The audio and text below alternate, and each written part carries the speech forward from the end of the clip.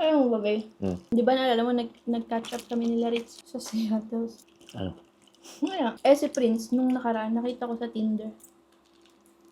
May Tinder siya. Hmm? Ano nakita mo sa Tinder? Si Prince! Ulitin mo. Nung nakaraan, si Prince nakita ko sa Tinder.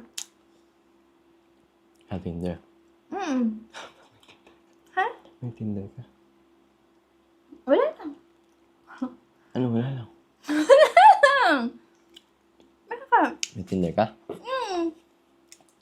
May ka. May Tinder ka. Joke lang. It's a prank, baby. Hindi ka na mawala ng gana kumain. Sabi ni Ritz, gawin ko daw sa'yo.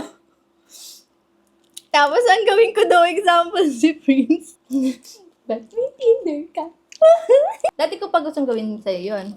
Pero wala akong maisip na example kung sino yung example ko. Yung Lagi tayo may prank kapag kain cookie. Tapos na ating food review.